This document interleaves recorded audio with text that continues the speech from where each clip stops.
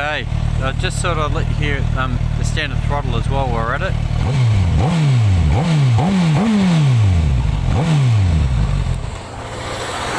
So what I found too is when you're doing the mode select, you just got to get, where is it? Yeah, see how that little black bar comes up?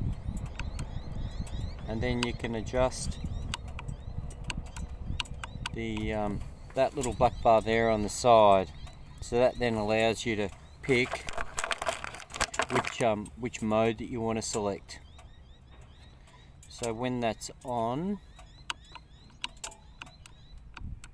anyway, I did it before. I think you do it when the engine's running. Alright, so I have been on the bike now for probably a good hour. And yeah, let's just talk about it. A good thing, like, you know, wow, it's definitely a bit of fun. And I think the other thing was that I talked about, I'm asking the question, could I live with it? As a toy bike and a fun bike, yes. I'm finding my right arm's probably getting a little bit sore, but that's probably because I'm just having a bit of fun, which is fine. But I think, and I've been riding it now in mode 2, and that seems to be good.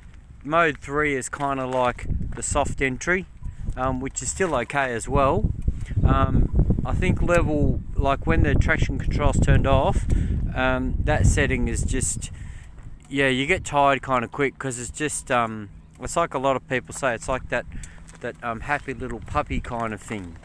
And in mode T seems to be about kind of where it's at. I have experienced a little bit of the traction control kicking in, which is fine. Haven't had an issue with that. Yeah, and everything else, you know, I don't know, I suppose I've been riding the Vstrom for quite a while. That's also 1,000 as well. It's had a few mods. It's definitely not standard. And yeah, I think that the seating position is the thing that's kind of sticking out to me.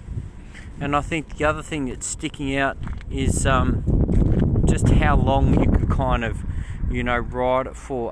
Definitely the snatchy throttle is definitely there in all modes. But I think that's also attributed to the amount of power that the bike has, and that it's only 220 kilos.